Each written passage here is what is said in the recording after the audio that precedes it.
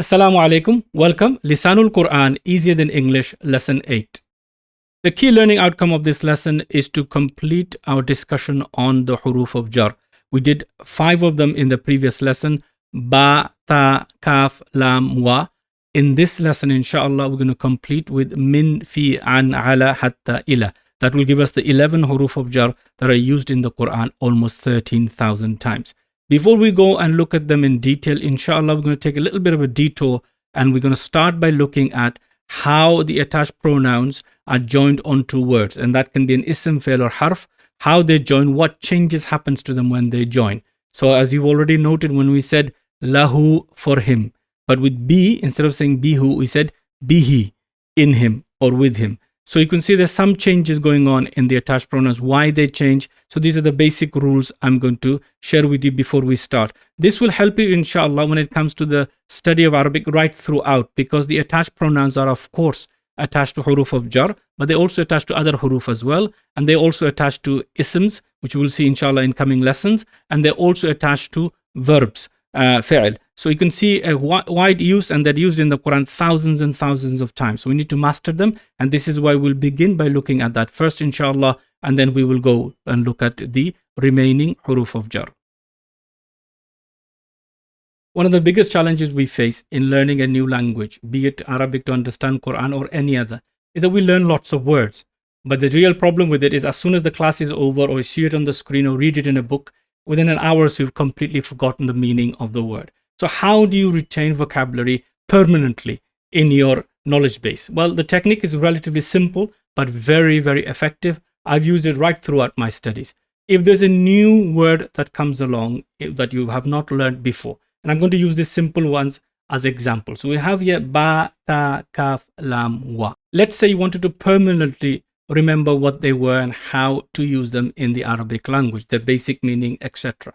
The way to do it is simply recall a sentence or a phrase or a statement in which that word appears. So for example, for us Muslims, alhamdulillah, this is very easy. The word, we should know some Arabic in our daily life that we use, which has these words in it. So for the first word, ba, in this example, a'udhu billahi. Very easy. I take refuge in Allah. So if you read it in this order, be, in, a'udhu billahi, I take refuge in Allah. If you repeat it 2 or 3 times while looking at the text, inshallah ta'ala, if you ever forget what the word be means, you simply go back to the statement a'udhu billahi, and instantly you'll be able to recall that meaning. So the way to learn it, always in context. Context is king. Next we have the word ta. Ta we know is only used with the word Allah for oath. So very simple example, tallahi. Now if you did not know this before, and this is the first time you're coming across it, simply memorize tallahi, by Allah. So you say ta, oath, tallahi, by Allah. And that's all you need to do. Repeat 2 or 3 times and write it down. Inshallah, it will remain permanently in your knowledge base. And if you ever forget what ta is used, if you see it next to Allah, tallahi, immediately it will come back to that point again. So again, another quick link for you, simple statement that you can use to remember ta. Next we have ka. Ka, if you know Surah Fil, you should know this already. Ka'asfim ma'kul, simply remember that, like chewed up straw. The word like and ka is now linked in your brain permanently. So this is again, repeat, ka, like, ka'asfim ma'kul, like chewed up straw. The word like and ka is going to be linked in your brain, inshallah ta'ala. Li. Now li can be used many different ways, as we know. Li when it's attached to a noun, la when it's attached to a pronoun, and li again when it's attached to the pronoun for e, which is me or my. So again, simply remember alhamdulillah. So li for alhamdulillah, all the praises and thanks are for Allah. Again, that link will be permanently in your heart and in your mind. If you wanted to remember also the fact that it is attached to a pronoun, you can simply remember lahu, for him. Again, it gives you an example with which that vocabulary is used. Last example we have here is wa. Wa, again, as we know, means and, but it's also used as a harf-of-Jarr. When it's used as a harf-of-Jarr, it is an oath. So for example, wal asri. I'm sure you might know this surah already.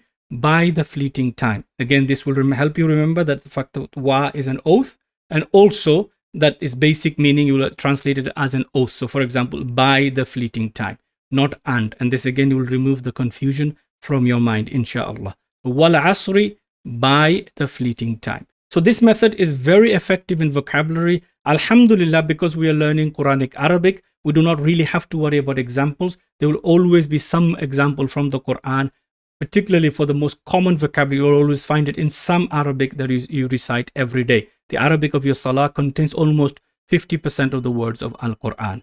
So what we'll do, inshallah ta'ala, I will give you these tips. But if you're struggling, please make this table something similar for every word, or just that particular word.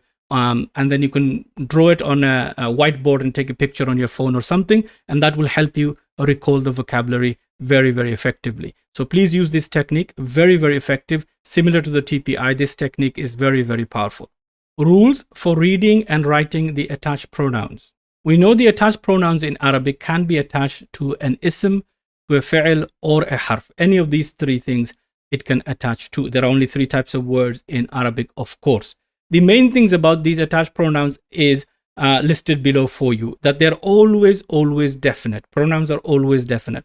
Number two, they're mabni. These will not change in the sense that we've seen with the word muslimun, musliman, and muslimin.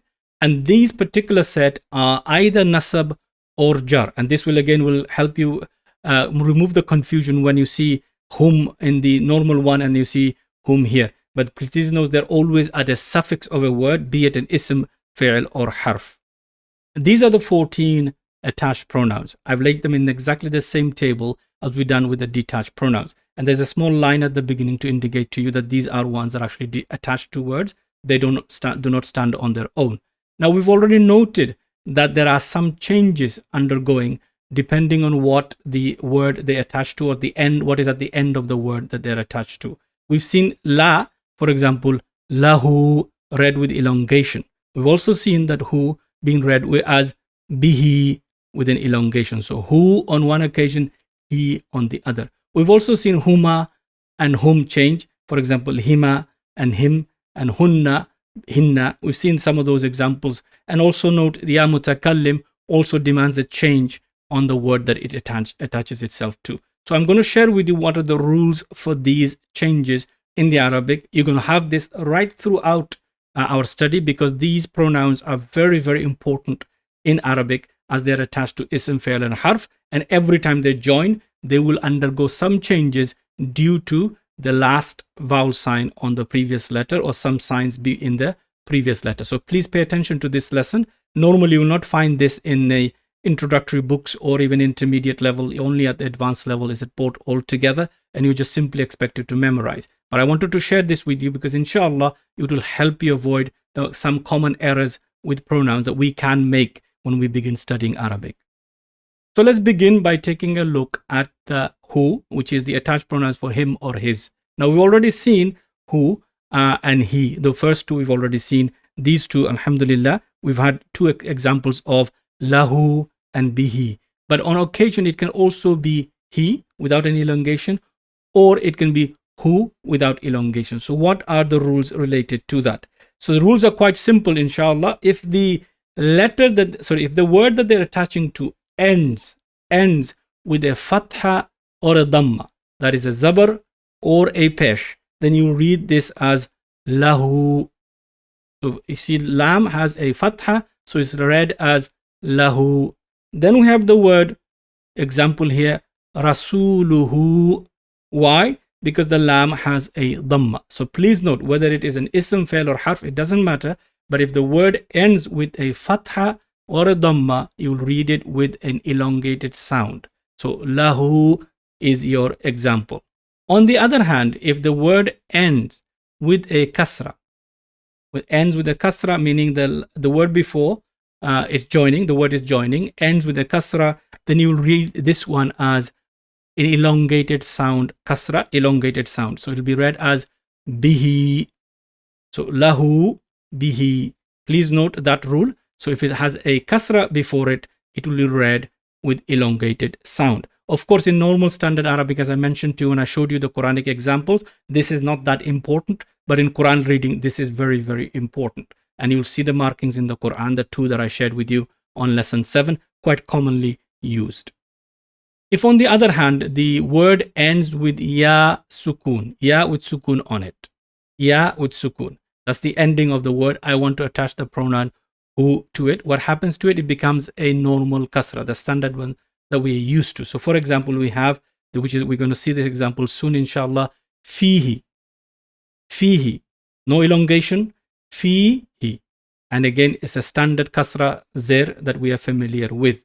On the other hand, if it ends with a sukun on any letter apart from ya, it will be read as a normal dhamma. And in the example we have here, minhu, minhu.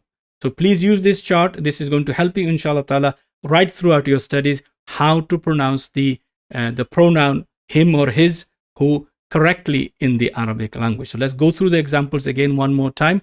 Lahu, for him, bihi, in him or in it, fihi, in it or in him, and minhu, from him. So these are the four. We're going to study, of course, come across all of them in this lesson. I've only given you the examples with huruf-of-Jarr. Of course, they will come with isms, fi'il, and any of the other harf that they can attach themselves to. So please pay attention to this very important rule, inshallah. Don't worry about memorizing it. Just do it a few times with me in practice. And when it comes, I will try to remember it and share it with you why I'm reading it this way or writing it that way. The three attached pronouns, huma, which is for masculine, also for feminine.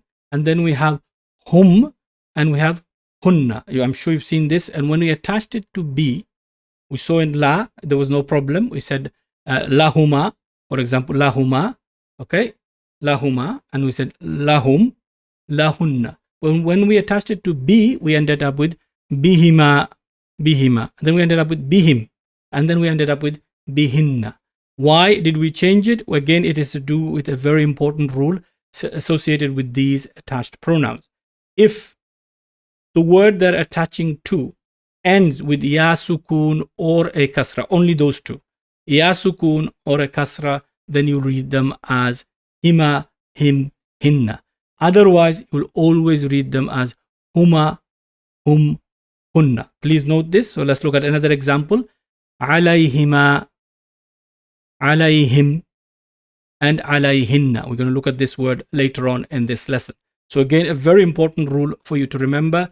Huma, hunna, hum changes only when the word they're attaching to has ya sukun or ends with a kasra.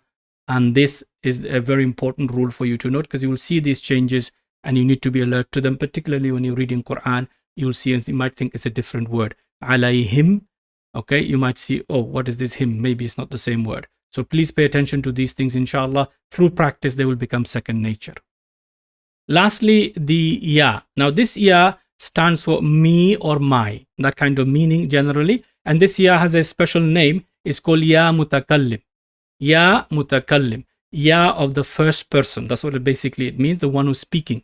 So when I want to say my or me, that kind of meaning, I will use this ya. But this ya causes a lot of issues, because this ya always demands the word that it's attaching to, no matter how it ends, it wants it to have a E type of sound. So it will demand a kasra on the last letter of the word it is joining to. So the Arab could be rafa, nasab, or jar. It does not care. It just simply wants a kasra before it joins. Usually a kasra in most cases, or a ya sukun will do if there's a kasra before that in those circumstances. So please, this ya will also cause us some changes. And we've already noted one. If you remember, we said lahu, but we didn't say lai. We said li. Li. Do you remember that one? Okay, inshallah, in the previous lesson. And then we had bihi, and it became bi. There was no need to change anything because there was already a kasra there. So whether it is attaching to an ism, fi'il, or a harf, its demand is that the last letter of the word it is going to join to should have a kasra. Otherwise, in most cases, it refuses to join these words. الذي علم بالقلم